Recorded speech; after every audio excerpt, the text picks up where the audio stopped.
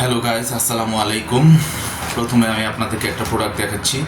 আমি আজকে এটা নিয়ে কিছু কথা বলতে চাই। দেখেন গাইস, আমি ব্র্যান্ডের কথাটা না হয় নাই বললাম, আমি এটা নিয়ে কিছু কথা বলতে চাই। আমি গতকালকে এটা কিনে নিয়ে এসেছি বাজার থেকে। এটার সর্বোচ্চ খুচরা মূল্য হচ্ছে 150 টাকা। জানি না আপনারা দেখতে পাচ্ছেন কি না, খুচরা মূল্য হচ্ছে 150 টাকা। তো আমি এখন এটা নিয়ে যা বলতে চাচ্ছি সেটা হচ্ছে, এটা প্রথমত আপনাদের সামনে ওপেন করি, সাথেই থাকুন।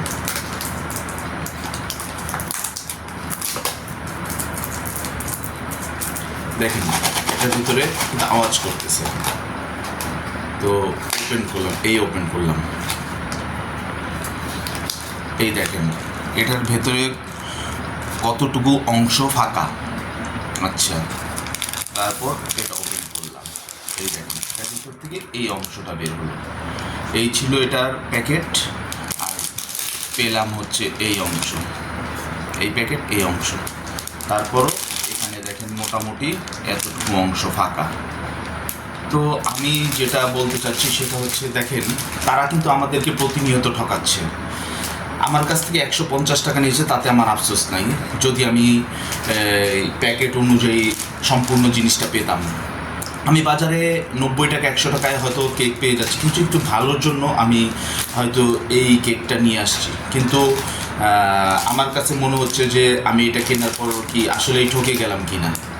তারা আমাদেরকে প্রতিনিয়ত ঠকাচ্ছে। এগুলো নিয়ে আসলে অনলাইনে দেখেছি অনেকেই কথা বলতেছে।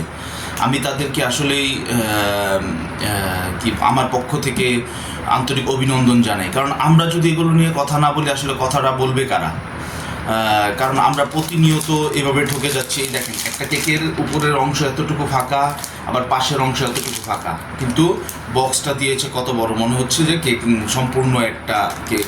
আমি যদি 150 টাকায় মানে এই সম্পূর্ণটা পেতাম, তাহলে আমার জন্য এটা হয়তো আমি ঠকে যেতাম না, বা আমার কাছে মনে হতো লস হতো না। তো আমার কথা হচ্ছে যে আমরা প্রতিনিয়ত ঠকে যাচ্ছি। দেখেন, বাজারে যে কোনো প্রোডাক্ট কিনতে গেলে হয়তো আমরা কম পাচ্ছি, বা হয়তো দ্রব্যমূল্যের দাম এখন অনেক বেশি, কোনো না কোনোভাবে আমরা ঠকে যাচ্ছি।